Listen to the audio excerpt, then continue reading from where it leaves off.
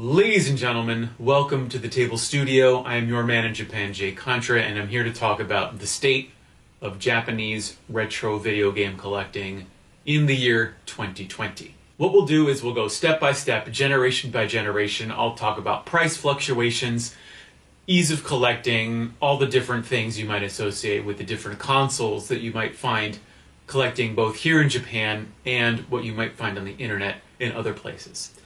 So going towards the Famicom sort of Sega Master System, the earliest generation of Japanese console gaming, the prices there have stabilized. I wouldn't necessarily say they're going down.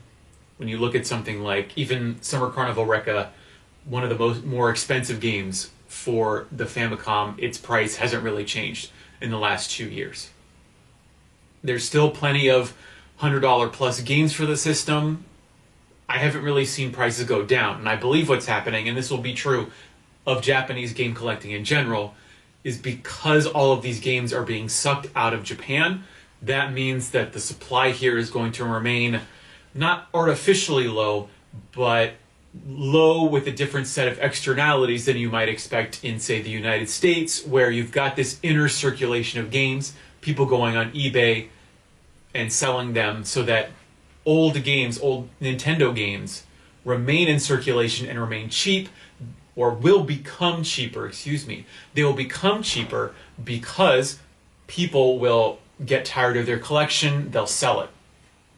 What happens when people come to Japan is they find games, they pick it up as a souvenir, something to hold on to, and then they take it out, they take it back to the United States or wherever they might come from, and it sort of just stays there because, for one, they probably aren't building that big of a collection, so they don't have anything they need to liquidate if it gets out of hand or they just want to be rid of it. Two, they might not necessarily even know what the game exactly is, so they might not know how to sell it. They might not anticipate that there's a big market for that kind of game on the internet, and so they just hold on to it.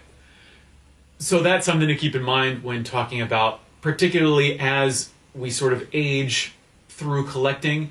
As systems age, we might not see Japanese games decrease in price. Whereas right now, I believe that a lot of NES games are actually going down in price from previous highs, simply because they're not being re-entered into the market. Now, that could very well change in the next few years, but what I'm seeing so far in just, my limited, I'm only one person, my limited view of the market, I don't see the prices really going down right now. That's also, I think, true of the next generation of Super Famicom and the Sega Genesis, or the Mega Drive as they called it here. I've seen those prices stabilize. They're definitely, I think actually the super rare games, I think, are going down in price, probably because Japanese stores can't move them anymore. You don't see any price explosions in the Super Famicom anymore. The Mega Drive has finally stabilized and may actually be going down for also the pricier titles, which is good news for me because I really want to buy Contra Hardcore and Castlevania Vampire Killer, and I didn't think there was going to be a day where I could afford those, but that day may soon be upon us. Especially when you look at the console prices, those have especially stabilized. You shouldn't really be paying more than $100 for a complete and boxed Japanese Genesis.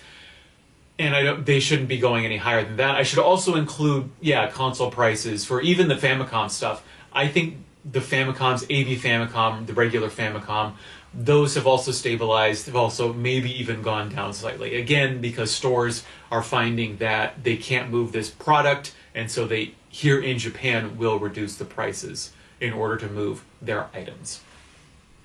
The Genesis is a very interesting case in Japan because it did not do as well in Japan as it did in the United States and in Europe.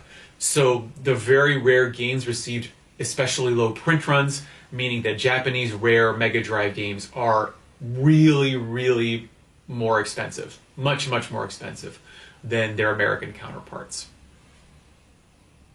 Looking up next, and I think this is where there's a real divide.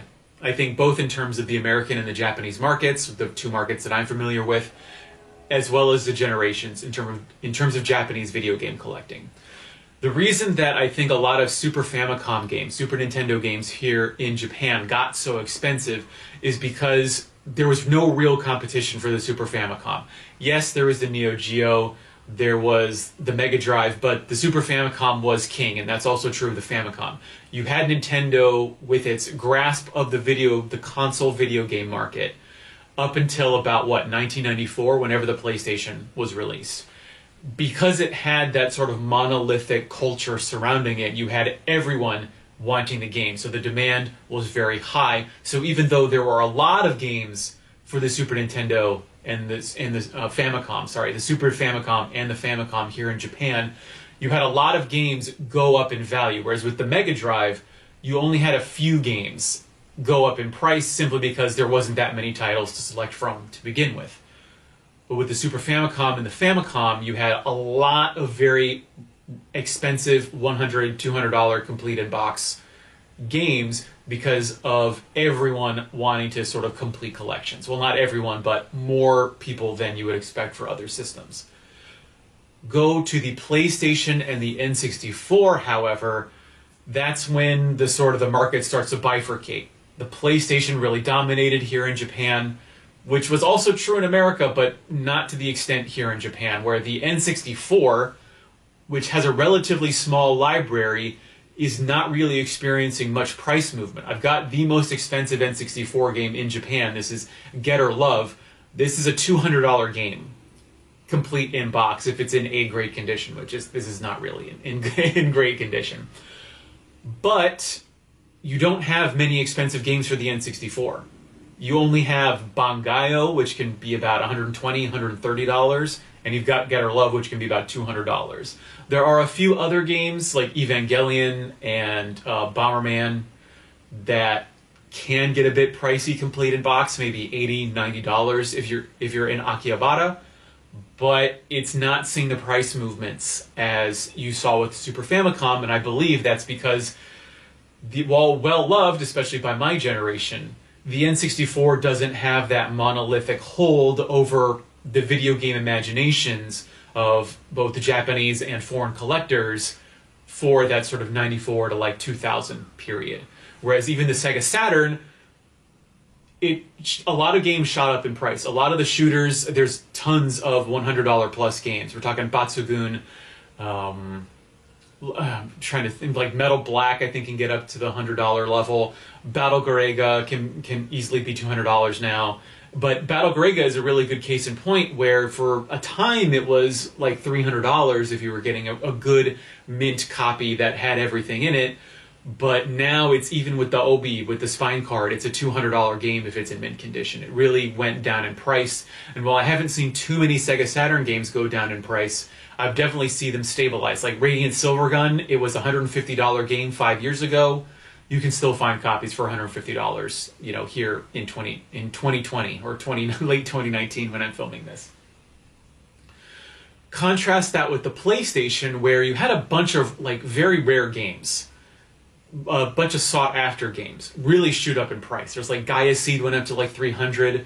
I think the most expensive game for the PlayStation is probably Serial Experiments Lane, which is a $300 game now. And I wonder what's happening with the PlayStation. I think the PlayStation days of growth are over, just because we're now getting into the sort of Dreamcast, PS2 era, although I've heard that in North America, for some reason, only now the N64 is really shooting up in price, which is strange to me or maybe I was on the vanguard of this, but I remember back in college is when I started collecting N64 stuff, and I figured a lot of my age group, which is, people who are starting to enter their 30s, I thought we would have been collecting this 5 years ago, but I don't know. Maybe, I want to say I was ahead of the game, but I've actually started to grow to hate the N64. But of course, there are some treasured games for the N64, both in Japan and America, and the N64 in Japan is still very affordable. So if you are just getting into N64 collecting, I would highly recommend that you buy the Japanese versions, because you can very easily buy Mario Party, Mario Party 2, Mario Party 3 for $10 a piece, and maybe $20 if they're complete here in Japan, even if you're in Tokyo. The PlayStation, however, because its print runs were so massive, that was the whole point. They wanted to put out CD-based games, and because it was the most popular system pretty much of the decade, I think that the games are going to remain cheap The prices have gone up a little bit, but if you still want to collect Japanese RPGs, if you want to collect the action games, if you're talking about the popular titles, those haven't gone up in price at all. Maybe a couple dollars here and there. But when we shift over to the portables, and I can't remember when the Game Boy Advance first came out, but when we talk about Game Boy, Game Boy Pocket, Game Boy Advance, the games have gone up in price. I don't want to say significantly, but noticeably, but it's the hardware. The portable hardware has shot up to an incredible level where 4 years ago you could have bought a complete in-box Game Boy Pocket for $20 here in Japan. Now it's an $80 system. Game Boy Advance SPs loose are like $90 now, even at book offs. Maybe you'll be lucky to find it in the countryside for $50, a Game Boy Advance SP. For one, I think the Game Boys, they're very hard to find in good condition because despite being mass-produced, they didn't really have any protective coverings.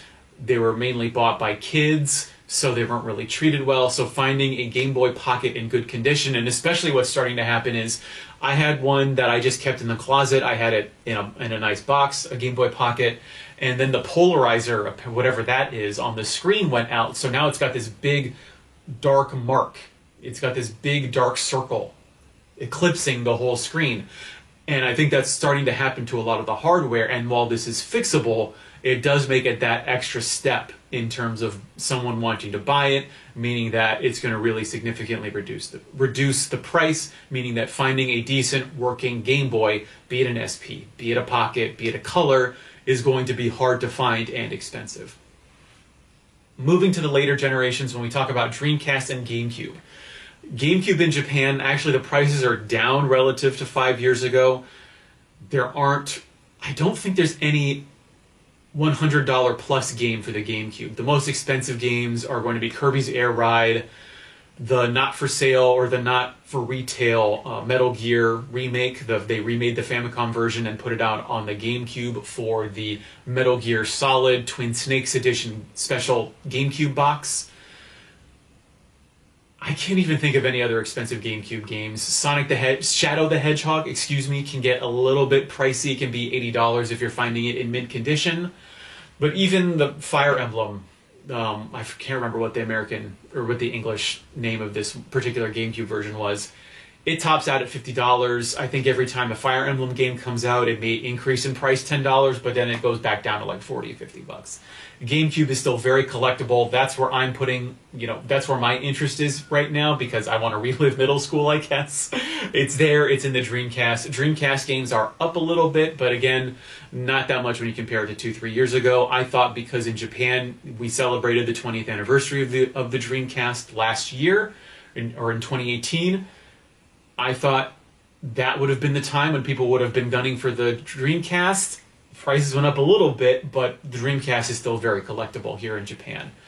Game Boy Advance games, Mother 3 is a good barometer because this is a game that a lot of tourists will come in and they'll want to purchase. Mother 3 is still like maybe $50 tops. It's been that for the last 3-4 years. The Game Boy Advance is actually a very interesting scenario. It's a very interesting case study because much like the PlayStation 2, you had these low print run games. I couldn't even tell you what they are. I know there's a couple of shooters. There's Double Dragon is like a $200, $300 game now. There are these games from, I think, popular series that received very low print runs that have become very expensive. So there are actually a lot of $200, $300 games. I think there's like a Metal Slug for the Game Boy Advance that has actually become quite expensive. Moving on to like Xbox 360, PS3, Wii, this is now the time to buy because you have places like Gayo, Book Off trying to get rid of their inventory. And this is the generation that you're going to want to collect if you're coming to Japan. I actually can't tell if you can see it. Oh no, there we go. Yeah, there we go. Put it on the screen there. I'm starting to actually get very interested in Wii collecting, for one, because I've actually started seeing Wiis pop up in the retro shops here, but they're still not prohibitively expensive. You can always just go to a Book Off or to a Hard Off and buy a complete in-box Wii for like $50. The PlayStation 3, the first edition that can play PlayStation 2 games, has actually become very expensive. You'll be lucky to find it for $100, $150 complete in-box. And the Xbox 360, nobody in Japan still cares about it, really the Xbox at all, but the Xbox 360 specifically. So if you want a Japanese Xbox, you can find it for very cheap, no matter the generation. Although the original Xbox has actually become quite expensive. I remember when I first came to Japan 7 years ago, I think I found it for like $25 complete. Now it's $80, $100, and it's also a massive system, so you're not going to fit it into your carry-on or into your carry-ons or your checked baggage. The games, however, still remain cheap. Xbox original games, or maybe the most expensive ones, would be Metal Wolf Chaos and some of the Fatal Frame games. Meanwhile, for the Wii, I've seen 2 games go above $100 for the Wii. One of them is one of the Pocky and Rocky sequels, and then there's like Dokapon, I can't remember the rest of the title, that's like a $150, $200 game. Everything else for the Wii remains exceptionally affordable, and especially for the Wii U. Now, if you're looking to get into a system, the Wii U is probably the easiest to collect for here in Japan, because you can find them loose for about $50, which is absolutely insane to me. You can also find most of the games for below $10. There's a few exceptions. I think Wind Waker is above $30. I think even Smash Brothers is below $30. There's like a Zumba game that I think is like $30 plus here in Japan. But those are the games that are going to be the easiest to find and the cheapest. The most affordable to collect system for right now is the Wii U. I know I've missed out on a few things. The Neo Geo remains expensive, of course. The Neo Geo CD consoles really shot up in price. They used to be $80, now they're $200. The games still remain kind of cheap. Of course, there are the rare titles that can get up to $600, $700, which to me is insane for a PC-based game. There's the PC Engine and the PC Engine CD. Those have stabilized, maybe have crept up a little bit in value just because they're very difficult to find. I know I'm missing out on a lot of stuff. I just thought I would give you a general overview of sort of price fluctuations, what it's like collecting video games in the year 2020. If there's anything I've missed, please leave me a comment. If you have any questions, I'm hoping to do regular Q&A sessions, so leave your question in the comments. And I'm going to have to ask that you help support this channel. If you like this video and you like the videos like it, please consider subscribing. Please hit the like button. That would really help spread the news, spread the word, and increase the strength of this channel in the algorithm so that more people can know how to collect Japanese video games. I've been your man in Japan, Jay Contra, saying thanks for watching and mahalo.